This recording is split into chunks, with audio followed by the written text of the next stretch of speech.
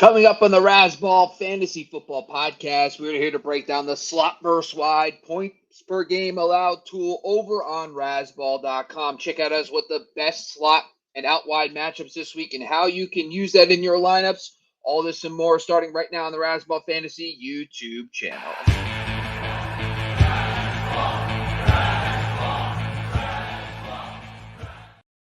What up, folks? Another episode of the Razzball Fantasy Football Podcast, and today is a solo show. This one's going to be fast. It's going to be quick.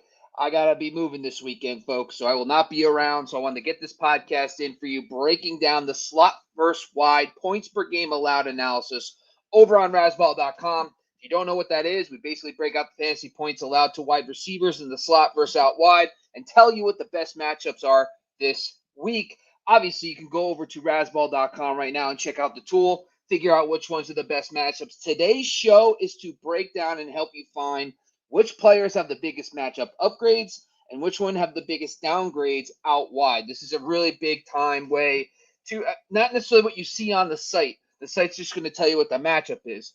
But today's show is really to tell you which players maybe had an early season tough schedule who should have a breakout week this week or vice versa. This is another great way to find players to buy low on. So take it for whatever you're worth. And by the way, if you have any start-sit questions, save those for Sunday. As this Sunday, the team will be on for 2 hours before kickoff, breaking down all your start-sit questions. So forgive me for not getting to it today. Today's episode is going to be lightning quick, breaking down some of the matchup upgrades out wide and what you can do to basically help with your starts and sits. All right.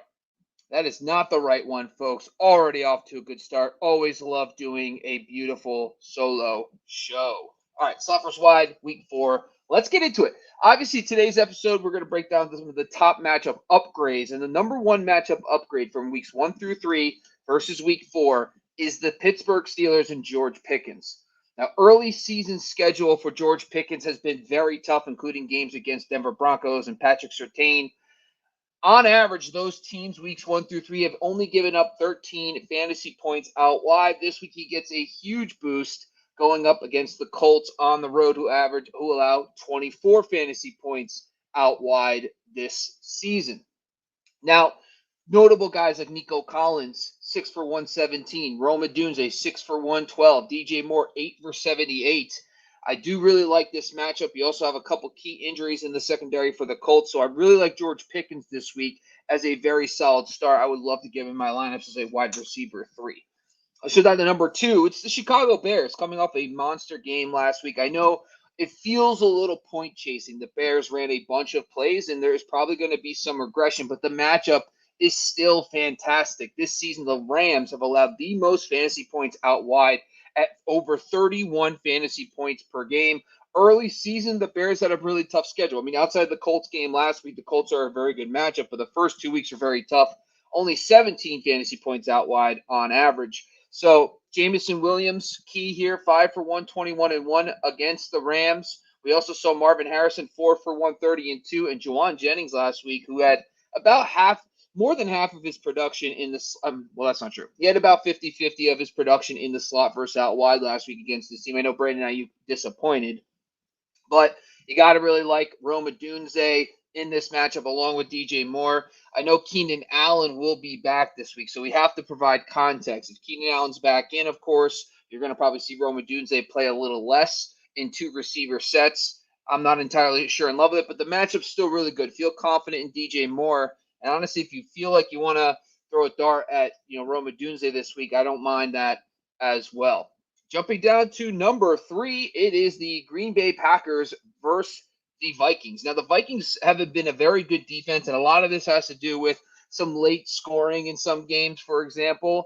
But if you just look at the Packers' early season, they've dealt with Malik Willis, Romeo Doubs, and Christian Watson. The value couldn't be lower. This is a buy low window for these guys, especially, and Doubs I've seen on waiver wires in 10-team leagues. Jordan Love should be back.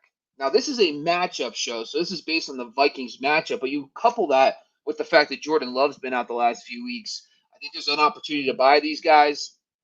If you look at the early season schedule, 16 fantasy points on average is the fantasy points allowed out wide by their first 3 opponents. This week, it's 24 against the Vikings. Notable players like Deebo Samuel and Stephon Diggs had really nice performances against this defense. Diggs did a lot of his damage on the outside versus the Vikings. So I will say this. If Jordan Love's in, I'm feeling pretty confident that I would start a Christian Watson, maybe even a Romeo Doubs this week. If he's out, I'm not going to start these guys in this matchup, but I think that there's an opportunity here to buy, especially with the plus matchup.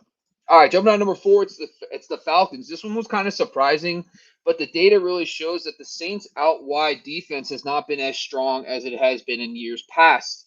If you look at the early season, they've allowed 20 fantasy points out wide, which is about just above league average, 20.8 fantasy points out wide. And the Falcons' early season schedule has been very tough. They've only seen 14 fantasy points out wide for the first 3 weeks.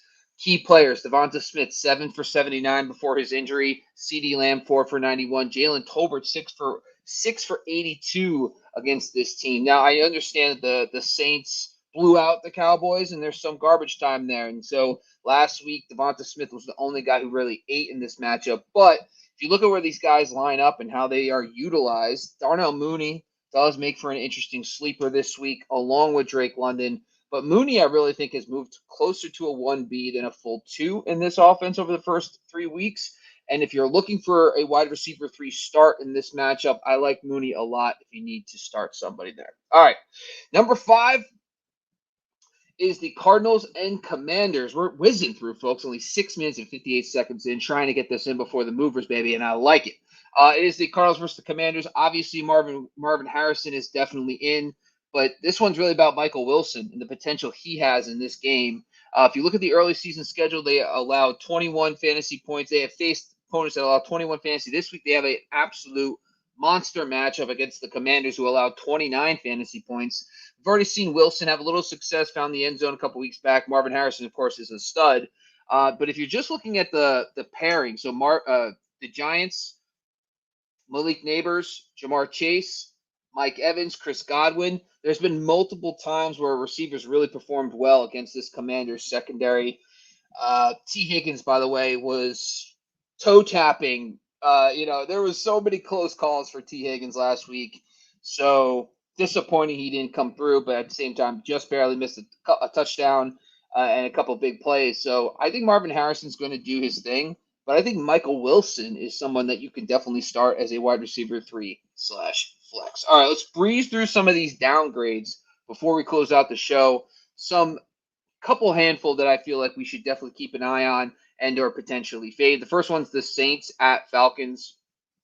Falcons outside, defense is very tough. They've held back George Pickens, Devonta Smith, Rashid Rice. So there's been some notable games for that Falcons defense that, the maybe guys have not met expectations. So I do think the Saints, Chris Olave, Rashid Shaheed, maybe knock them down a peg. Maybe if they're more wide receiver 3s this week in that matchup. Colts versus the Steelers. The Steelers have been absolutely great against perimeter corner wide receivers this season. They haven't really faced anybody elite, though. So I think that's really important. Guys like Courtland Sutton did not come through against the Steelers. But Michael Pittman has not been Michael Pittman this season. So I think, honestly, I would be okay sitting Michael Pittman in this matchup. I'm not in love with it at all. The Dolphins versus the Titans. Of course, the Dolphins situation is very unique because of the fact that, Tua's out for the extended future and the backup quarterback situation is in flux. Tyler Huntley should be an improvement over Skylar Thompson. And I think the good news is that the Dolphins are at home, so that should help. But I am not starting Jalen Waddle in this game. Tyreek Hill is always a risky start. Or a risky sit, I should say. So I would actually think about potentially moving him down maybe a peg or 2, but I can't have a hard time. The Dolphins will play better at home. There's also Raheem Mostert should be back this week, so maybe they'll have a little more success running the ball in tandem with Devin Achane. But yeah, I'm not playing Waddle this week. I'm going to take a wait-and-see approach where I can. And I think I would even look at Tyreek Hill as a wide receiver 3, especially if you have a really good stacked wide receiving core or strong flex options. I honestly don't mind taking a wait-and-see approach with the Dolphins receivers against the Titans defense that's really been strong this season on the perimeter. The last one is the Lions versus the Seahawks. The Seahawks, now, talk about a team that hasn't really faced anybody on the outside yet. Cortland Sutton was not good against them, but at the same time, the Lions are home. And when the Lions play at home, they play better. This matchup last year was fireworks. Amon-Ra is going to do his thing. No Sam Laporta. So honestly, I know Jamison Williams is in a tough spot here, but playing at home with Sam Laporta potentially or probably out with the low ankle sprain, I don't even think in a matchup downgrade this week that I will full fade Jamison Williams. So I think overall, the downgrades are kind of. By the way, it's 4 match downgrades for week 4 because I had to get rid of one. But honestly, Amon-Ra, this is going to do his thing. Jamison Williams, kind of, maybe I'll hesitate a little bit, but honestly, I think he's going to be in my lineups because there's no Sam Laporta. All right, just want to make sure I check the comments really quick. Aiden Tobin, how you doing, man? He does look like worth a look at 14. Honestly, guys, I can tell you this: the start-sit questions, Marius, guys, I really appreciate you being on. But this was a quick show. I had to jump on. We have a Sunday live start-sit show. Remind me, 2 hours before kickoff, starting at 9 a.m. 8 a.m. PST to 10 a.m. or East Coast. That's 11 to 1. We'll be on for 2 hours really quick. So I'll burn these through. Doomsday or Pickens. I'm going Pickens all day this week. Pickens is probably my start of the week. Honestly, Tucker is an interesting name. I haven't really looked much into it at the moment. I know Devontae Adams is out this week.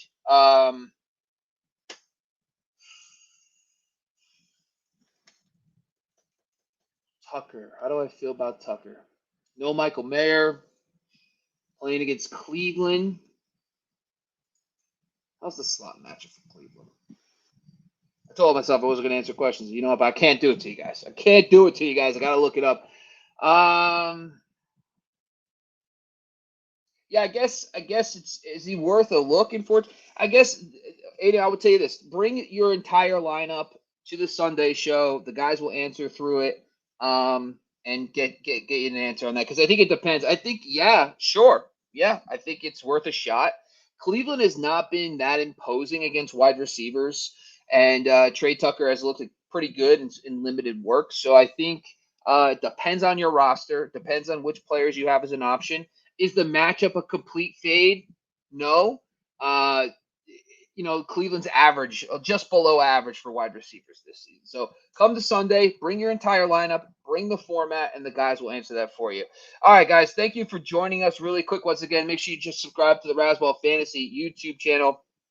Jump over to IG and TikTok, and of course, make sure to go to razzball.com and check out the slot versus wide tool. It is a fantastic tool. It tells you where the fantasy points are scored each week in the slot versus out wide. And we also have wide receiver production in the slot versus out wide, so you can really tie the two together. If you have any questions, just hop over to razzball.com. Leave a couple comments on the article, guys. We really do appreciate you being on the show today. Make sure you enjoy this week, and I will not be there on Sunday, so make sure you give those guys some really tough questions to answer. I really do appreciate you all. Thank you for joining us, folks. Once again, we are out of here.